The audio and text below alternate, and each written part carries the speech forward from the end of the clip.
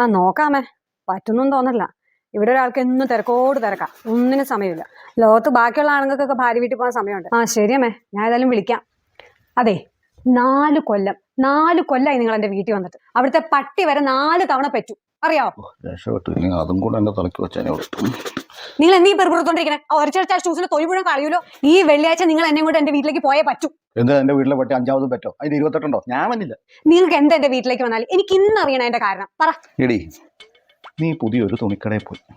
ആ തുണിക്കടയിൽ ചെന്നപ്പോൾ ഇഷ്ടംപോലെ സാരി അവിടെ ഉണ്ട്. ആ സാരി തരുന്ന ആ പെണ്ണ് പറഞ്ഞു, ചേച്ചി ഈ സാരി അടിപൊളിയാണ്, ഇതാണ് ഏറ്റവും കൂടുതൽ ഇവിടുന്ന് പോകുന്ന സാരി.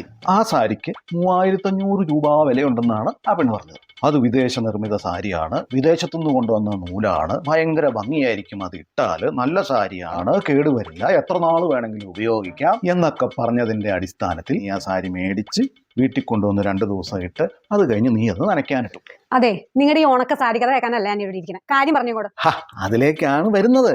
അങ്ങനെ ആ നനച്ച സാരി നീ വെയിലത്തുകൊണ്ട് ഉണക്കാനിട്ട് പിറ്റേ ദിവസം എടുത്ത് തേക്കാൻ നോക്കിയപ്പോൾ ആ സാരി ചുരുങ്ങിപ്പോയി, കളർ ഇളകിപ്പോയി, നൂല് വിട്ടുപോയി. നീ ആണെങ്കിൽ എന്തു ചെയ്യും?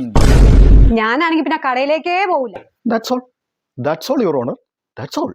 അതാണ് നിന്റെ ചോദ്യത്തിനുള്ള എന്റെ ഉത്തരം.